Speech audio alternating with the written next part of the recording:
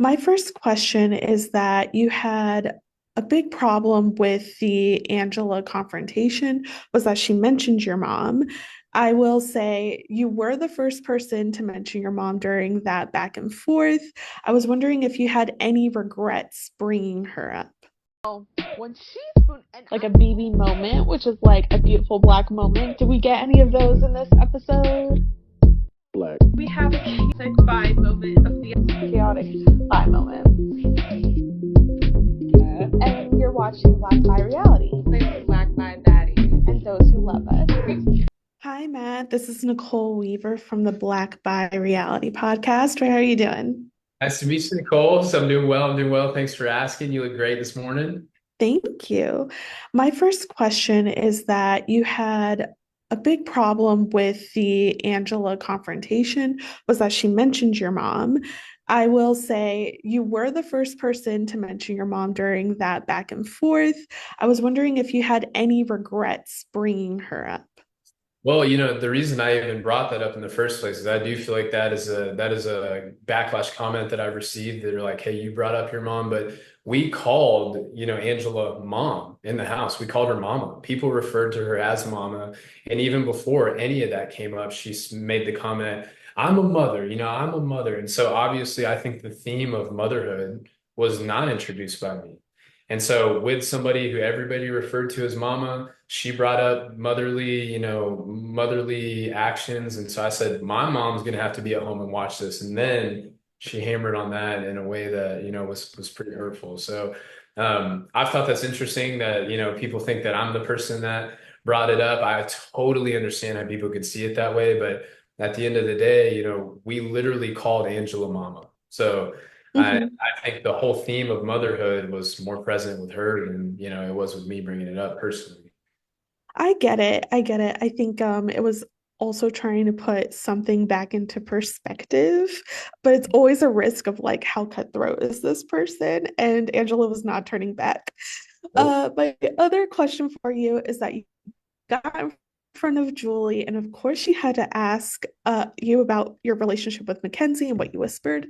Your answer included that you were talking about capitalizing on what you guys built in the house. I was just wondering, like, what would be your ideal way of capitalizing once you are reunited with her? Yeah, absolutely. I mean, you can see it. There's some clips of us in the live feeds talking about, she's like, yeah, some of my exes like didn't take me on the best dates. And one time, I played like putt putt and like went to live music and I'm like, I'll blow that out of the water. So like I think like when I get home, I would love to take her out. I would love to continue to get to know her. Mackenzie was always like a safe place for me in the game. She is a super strong woman. It was an honor just to like get to know her and every night felt like we weren't in the house, and so during the day we tried to stay our distance as much as possible, but definitely had a connection. And then at the end of the day, got to just like forget that we were playing Big Brother, and I'm thankful for that, and I think that our story's not over. I don't know how that story is going to end. We're definitely still in chapter one, but we've got two, three, four, five, six, and seven that's going to get written. I don't know what that's going to say, but I'm excited nonetheless to find out alongside everybody who's curious to see as well. My next question is you talked a lot about being stereotyped. You're more of one of the jock characters, which also usually gets pegged of you're going to be in a showmance. Angela obviously knows that, makes multiple comments. Now, did that ever make you consider actually I should probably back off from McKenzie? Or obviously you still whispered in her ear at the end, just with the thought of how to move forward in the game when you still had life in it, did you ever consider backing off and why? Great question. Well, there's two things to consider here. Like you just said, there's life outside of here, right? In my real life, like I'm single, and I really do want to settle down. I don't want to have to, continually keep being on the grind. Like I want to have a family. I want to be a father. It's been a dream of mine my whole life. So you have to hold that tension, but at the same time, know that navigating that with somebody in the house is gonna like absolutely be the worst idea in the world, right? So I think for me, it was more so that I didn't even get a chance. Like I got thrown into a showmance, like, and me and McKenzie would feel that. We're like, we didn't like who we didn't make that decision. Like I just met. I didn't even know Mackenzie's name was spelled the way that it did until like day 2 or 3 when I saw her cup.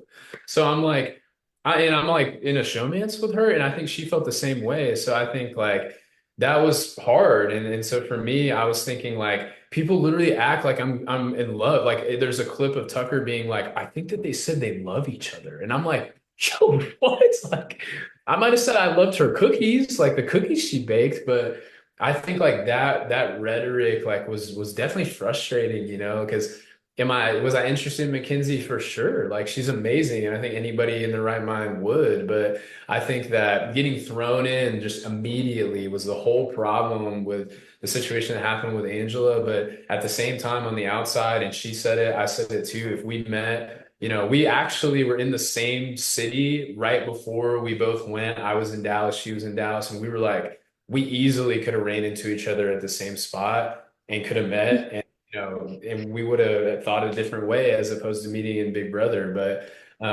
we got thrown into that, so we had to roll with it. And I think we had plans to use it. There's so many different plays we could have made, having that showmance thing. We could have faked argued. We joked about being like, what if all of a sudden Matt and Leah actually have feelings for each other and then it makes McKenzie mad, but it's all a show. Like there's so many things we could have done, and we were planning on using it. So, we'll see what happens on the outside, but in the game, I feel like we didn't even get a chance before people looked at us like hubby and wife.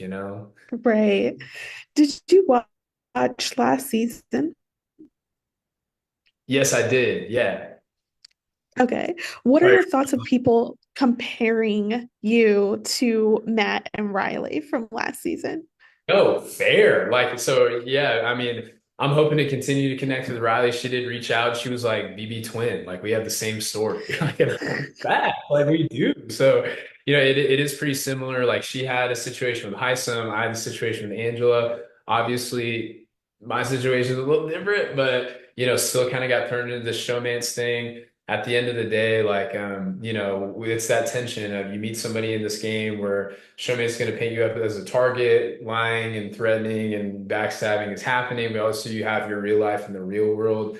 I think she navigated that well. He navigated that well in the house, obviously making it to second down the road. And so, maybe that means opposite's going to happen this year. McKenzie will get second, and but nonetheless, I'm cheering him on, and I understand the comparison for sure.